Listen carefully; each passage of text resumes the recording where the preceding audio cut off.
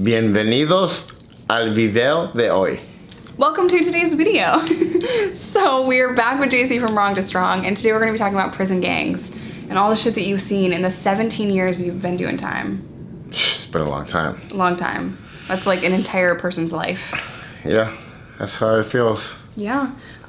Does it kind of feel like it was a different person? Like you're so different now than how you used to be? I mean, have you ever seen that picture where I'm wearing the orange suit and I'm bald? No. It's on my Instagram, but if you see it, you can actually see my eyes look completely like a different person. Yeah. I look like a really bad person. Was it like a combination of the drugs and? No, because I was sober while I was inside, but I mean, I was conditioned to not have a conscience, pretty much, and function to pretty much take care of business when I needed to. That makes sense. So, you know, I was a different person.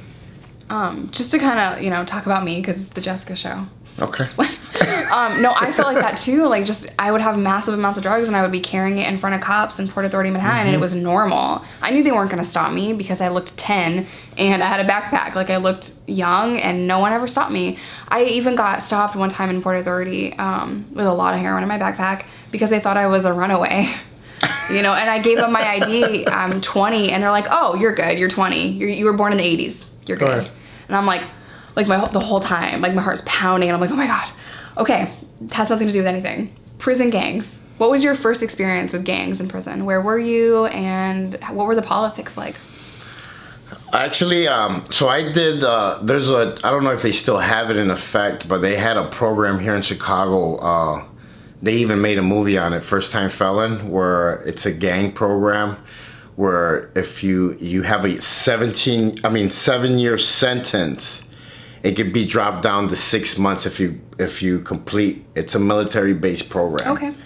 And the majority of the guys that go there are very young. Very young. It's like gladiator school. And it's full of every freaking gang you could possibly think of Chicago. And I'll never forget, like, we get there and it's ran by a lot of military personnel, COs, officers, and it's on the bottom part of Illinois, right at the edge, on the bottom. So, you know, the bus ride there is really long. Then you get there, they tell you to get off the bus running, just like military, so pretty much like boot camp. You get there, and as soon as I walked in, the rooms were crowded with nothing but guys throwing up gang signs. It was fucking intense, and you know, they put you in there, and they expect you to actually like graduate in 6 months without getting into a fight, an altercation, but let me remind you, these are kids that are between 18 years old to 21, all in gangs from Chicago, from every part you could possibly think of. Chicago don't play. No. And people don't realize that, like, there's so many gangs in Chicago. Like, I'm actually gonna do a video on it, but there's different gangs on the south side than north side, than west side. Yeah. And there's over 100 gangs in Chicago. I mean, it feels like it because I'm always seeing people get shot at on the news. I mean, Chicago is a very dangerous city, so yeah. So, I mean, it's very, very structured in there, very different to California, and we're speaking about Illinois pretty much. So in Illinois, the gangs are broken up into two groups. It's folks and people. And then you have the guys that run by themselves. Those are usually gangs that are pretty big, like the Land Kings. The Land Kings really don't need nobody because they're so big. So when they go to prison, there's always about 50, 60 of them on 1 yard. So they have their own tables, their own, you know, they're all their own stuff because they're so big and organized. They've been there for a while. Right. So, you know, all the little smaller gangs that are like not as big, they usually stick in that circle of the, Folks and People is like the 5-point star and the 6-point star. I don't know if you know anything about that stuff. Nope. Okay. I mean, I've done time with gang members' girlfriends. You know what I mean? No, so. It's very, very, like, even when I try to explain like the whole gangs to people like from other states, they have a hard time understanding it because, like, so every gang here in Chicago has like what would I call it? Like a pet, a symbol. Like some of them are baby devil, some of them are, you know, kings, like some of them are cobra. Like yes, like a mascot. Yeah. Mascot for gang members. And they have colors. It's a really green and black word. That's not what they say. Pink and black, purple and black, yellow and black, gold and black. There's all that stuff. So it's very, very like structured into different stuff. So in Illinois, it's all broken up like that. And the tables and everywhere where you sit, it's all, you know, organized to where you sit, everything, pretty much. So are you gang affiliated? I was. Not no more. I decided to hang up the gloves and cover up my gang tattoos. So I kind of want you to talk about that a little bit. If you can. Just share what you can. I mean, I used to have a crown on my neck for the Lion Kings, and what's there now? I covered it up with pretty much a black spot. A black spot, because that was the only way I could cover it up. You could remove it. But you know, that's a story on itself, because when I covered it up, I actually broke down and cried, because I felt that I was pretty much, I felt like I betrayed my own. I felt like I was lost. I felt like I erased a part of my life. I felt like I wasn't part of nothing no more. So it was pretty intense. And, you know, I had to do it in order for me to actually make the change that I was making in my life. And, you know, it's funny because I actually got caught by a CO when I was getting it tattooed.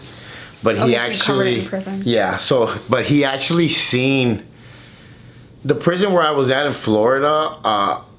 I was like in a RDAP drug program. It's a 9-month program where they teach you how to think different, how to stay sober, stuff like that. And I was creating a really big influence with the gang members. There was like a lot of MS-13s that were hanging out with me, Sureños, different gangs, Bloods, Crips, you know, and we were all pretty much a little group that were really, really into like positive things, working out, going to church, going to education, you know, doing the program. And I actually started doing the personal training class there, and he caught me, but he was actually happy that I was doing it because he knew what I was doing, and he let it ride, because I could have lost my whole drug program for that. And was this your last prison bid? Yeah. Okay. And he was like, he's like, good job, JC. He's like, keep doing what you're doing. And he walked away. He's like, clean it up when you're done. Good. I mean, he really could have been an asshole. And that's what you don't know about cops. Like, one day they could be cool. The next day they could be a total prick to you. So I'm so glad he was nice to you. It's awesome. So it was pretty cool. And, you know, you could still see it a little bit, you know, but I had to do it in order to, like, make the change that I needed to make in my life. You want to go to the tattoo shop with me? No, I'm good. Are you sure? Yeah. We can fill that in. No, I'm kind of overgained my neck tattoo. It doesn't feel too good. I imagine that it hurts really bad. But you guys, he has the Ride or Die logo on his hand. You want to show him? Obviously, this is because of me. I'm just playing. So what would you say if someone called you a Latin King dropout? I wouldn't give a fuck, because I did my time. I got out. A lot of people still respect me to this day, and you know, I did my time. I did my work. Like, I did my shit on the streets. And you know, a lot of people throw that word out there a lot, but people don't realize there's a lot of dropouts that are straight fucking killers, and just got sick of the fake rules, fake loyalty, fake, you know, laws, everything. And I came to realize, you know, my grandfather used to tell me something when I was a kid and I had first like started gangbanging and everything. He used to tell me that real men didn't carry guns, real men didn't need to hang out in a bunch in a crowd, that the real man was the man that took care of his family and went to work every day. And like today I realized, like, we went to go visit them last week and they're like really old now, and my grandfather worked for 63 years without missing one day of work. He never missed a day of work, and took care of his family. That's the real fucking man right there. Yeah, absolutely. Not no gang member, not no drug dealer, none of that stuff. So it makes me laugh when people think that gets under my skin when they say, oh, he's a drop. Why did you interview him? He's a dropout. And now I'm like, fool, tell me that in my face. They won't. I'm still waiting for my haters to come talk to me. So, you know what I mean? Because it's funny because, like, I'll bump into people at the gym that, you know, I heard through, that they said something about me or whatever. And I'll see them and they'll be like, hey, what's up, man? How you doing? And I'd be like, no, we're not friends. Definitely not. No, I gotta ask the hard questions though, you know? Gotta be the interviewer. Hey, that's, my skin is pretty thick. It is. It's good. You're good. So, you know, Kevlar. You know, it's different when, you know, a lot of these guys, they throw that word around too much. And one thing that I've come to realize that a lot of those guys that throw those words out are people that haven't done no time, haven't done shit on the street, and pretty much are just, I don't even want to say it. I don't even want to give them that much highlight. The video will get demonetized if we talk plainly. No, I feel that so much because I quit a lifestyle and it was difficult for me to quit because I was so used to all the money. You know, that was the allure behind my old lifestyle, and that was what was difficult to get rid of. You know, drug money is a lot. Mm-hmm. It's prevalent. It's easy to get, but the things that come easy never last, and they aren't as good as the things that you work hard for. Yeah, I always tell people, if you live hard, life is easy. If you live easy, life is hard. Oh, I like that. So, you know, easy come, easy go. So you've been to state and federal prison. Yes. And prison in Mexico. Yeah. Please make sure to watch the other interviews with JC. So what is the difference in state and federal prison for gangs, and what are the politics? Well, I mean, in state prison, obviously the gangs that are local gangs are in the state prison. Mm-hmm. But in federal prison, since you're locked up with people from all over the United States, there's gangs from everywhere, even from like Puerto Rico, Haitian gangs, Dominican gangs, South America gangs. So in the feds, it's pretty much crowded with everybody. I mean, Bloods, Crips. There is a specific gangs that are a lot bigger in there. Bloods, Crips are some of them. MS-13, mm-hmm. Land Kings are really big in there. But you got a mixture of so many. I mean, you got Peckerwoods, you got Woods, Aryan Hood. Like there's a big boat of gangs in federal prison. But in federal prison, they break it up a little bit more into race.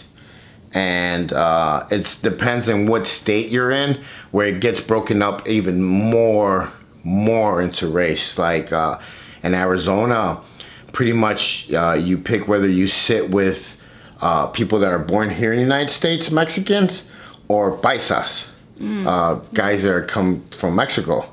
And so when I got there, I didn't understand that, because in Chicago, there's really not a race barrier. Like, right. It's pretty much what gang you're with. We have white Land Kings, black Land Kings. White Spanish Cobras. Yeah, like there's the race really doesn't exist. It's what gang you're with. So when I walk in and they're like, who are you going to sit with? The paisas or the Chicanos? And I was like, well, I thought we were like the same people. Yeah. And they're like, no, you have to pick. And I was like, okay, so you're telling me to pick between my mom and my sister, because my mom's from Mexico, my sister's born here. So I didn't really understand that structure. But I mean, at the end of the day, it's the system that really convinces these people to break up into groups like that, because it makes them weaker. You know, it breaks everybody up. I mean, even the white dudes are broken up into groups. Mm-hmm. So you got the ones that are racist, the ones that are not racist. Do you have to join a gang? If you want to survive, yeah. Like, there is no, you won't last, because you'll pretty much be. If you're a lone wolf and you're definitely not going to join a gang and you're standing strong, how long would you last in prison? I'd give you about a month, and then you're going to probably end up in PC. A month? That's pretty good. Yeah. A month is a long time in prison. A month isn't like a month in the street. A month is like a long time. Yeah, so, you know, but eventually it's going to come to an end, and that's the thing, is that You know, and I always tell people, because I've gotten, they asked me for advice, and I had this guy reach out to me. He's like, hey, I'm not part of a gang. I've never been part of a gang, but I'm going to do some prison time. What should I do? And honestly, I told him the truth. I'm like, look, you're white. You're just going to go sit with the white dudes. It is what it is. You're better off. You know, if shit kicks off, yeah, you're gonna have to ride it out, but it's just that's the system. You can't, unless you want to go sit in a cell by yourself 24 hours lockdown and do hard time like that because you're scared. I mean, then that's a personal decision you need to make. You can't do your time scared. People are going to pick up on that, and they're going to take what you have. Exactly. If they know you're scared, they're going to take everything from you. That doesn't mean walk in with imaginary lat syndrome and think you're tougher than everyone. But at the same time, you know, there's a fine line in prison. You can't walk in there thinking you're tough. You can't walk in there afraid. We'll pick up on it, you know, especially people that kept doing time over and over again. We're basically trained to people read, to watch every single move, to watch a guard's mood change. I mean, we know everything. We're very observant to our surroundings. That's probably PTSD. And I am saying that to say this. Do you think that you have PTSD? Oh, I'm the poster child for PTSD. I mean, if people have seen my channel, I share it 100%. I keep it 100 with everybody. Like, there's times where I lock myself in the room, I don't come out, I'm having a bad moment. You know, a lot of guys give me shit about it. They're like, oh, you know, you're a girl, you're blah, blah, blah. And I'm like, obviously you didn't experience the stuff that I experienced, you know. A lot of people that actually do connect with me, a lot of military people, because I'm probably sure they've seen some messed up things. And there's sometimes that certain noises set me off, certain smells, certain things that I go from 1 to 10 in like matter of seconds. And one of them is respect. One of them is my little zone. I don't like people standing behind me, too close to me. The other day I was at the gym and I was getting something out and I was gonna pay for it, and literally there was a dude standing behind me like 5 inches. Oh, I hate that. I hate that. And I turned around and I was like so pissed because I'm like, dude, you're like in my comfort zone. Like, get away from me. I feel your breath. And he didn't understand that. He thought that I was being an asshole. Like, later on I went and I explained to him what my situation was. But like, I don't think people realize or understand the amount of stuff that you go through in there. And I'm not making an excuse. Yeah, I broke the law, I did my time, whatever, I had to do it. Like, I did it, okay, so, but that doesn't mean that it didn't affect me, and that doesn't mean that I have to deal with it on a daily basis. So, you know, sometimes I'll act like an asshole, but, you know, I'll be like, hey, I'm sorry, dude. And they're like, oh, JC, you're really not that mean. And I'm like, well, you just caught me at a bad time. Yeah, so Reese has PTSD, extreme PTSD. He's an Iraq war vet, and it's the same thing. I asked him one time, we were getting balloons for our daughter's birthday party, and I'm like, just go pick up the balloons. I asked him to pick up 50 balloons, put them in a Tahoe, and drive them home. Simple task, right? But one popped in the car, and it was just, the whole day was ruined because the sound sounded like a gun, and he almost wrecked the car because he just like jerked, right? So it was very intense, and I've had to learn, you know, how to help him better. You know, he has extreme PTSD, mine's a little bit more mild, but I relate so well to what you said. When people are sitting too close or walking behind us or anything, we're hyper aware of our surroundings to the point where it's so difficult to relax sometimes. Even like in a restaurant for me, you know, if a waiter or a waiter is gonna come up to you because it's my birthday, a bunch of people swarm in to sing you happy birthday, that's supposed to be happy, but I'm like, what? Because I think someone's running up on me. You know, I think the lifelong battle that we have because we did time is a lot, and you don't think about that when you're running the street. Yeah, they usually say, oh, get over it, this and that. Like, we get invited to events. I go to big events, and I'm always in and out because I don't like to be in noisy areas. I like quiet. I like to control my environment. So they're like, oh, well, you know, you need to get over it now. You know, you're out now. And I'm like, no, fuck you. Like, I am the way that I am, and I'm gonna stay the way that I am. And it doesn't mean necessarily that I'm not getting the help that I need, because I do. Like I said, I do a lot of self-help. I see my counselor. I do all the stuff that I need to do. But I'm not gonna make myself feel uncomfortable. I did that for 17 years. I'm not gonna do it to myself again. So, you know, I go in, I show up, I say hi to everybody, but I leave. That's it, I'm done. Plus, I don't like people, so, you know. He's very friendly. He's lying. So I'm gonna ask you one more question before we go. What advice would you have for kids coming up that want to be part of something? And I'm gonna make it a two-part question. What would you say to the parents of kids that are really struggling?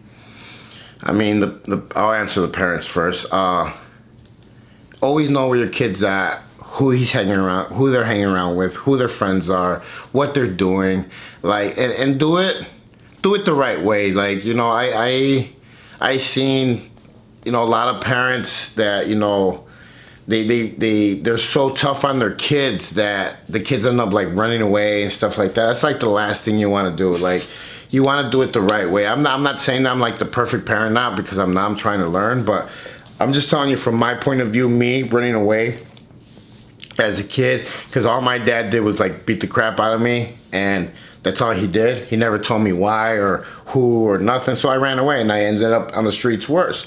Yeah. I mean, try to see why your kid is acting the way that he is, because half of the time, the kids are actually looking for something. They're looking for some kind of love. They're looking for some kind of affection or belonging to something. So figure it out. Figure out what it is and how you can help them. Do stuff with them. You know, take them out.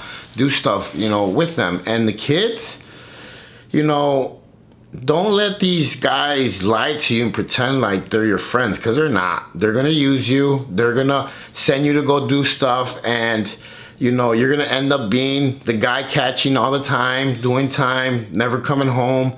I have a lot of friends that are doing 50, 60 years, and they were 17 when they went away. So like, you know, don't believe them. Don't believe them, because they're all lies. They're not your friends. Trust me, a friend's not gonna give you a gun and tell you to go kill somebody. A friend's not gonna give you drugs and tell you to go sell it. A friend's not gonna tell you use drugs, because that's not a real friend. A real friend is actually gonna, you know, applaud you when you're doing good, when you're graduating. I had one of my boys today. He didn't want to tell me that he was gonna go take the test to be a cop, because he thought that I was gonna judge him in some way. You know, I shook his hand and I told him that I was really proud of him to go out there and be a good cop. Go out there, serve and protect. Because there are good cops out there. I have a couple that are my clients, you know, and there is bad, just like everything. There's good people and bad people. Yep. So I told him, go out there, be a good cop, serve and protect, and, you know, be good to people. So that's my message. All right, you guys, we're gonna end today's video here. Thank you so much for hanging out with me again, and please go subscribe to Wrong Too Strong. Thank you. Bye, guys.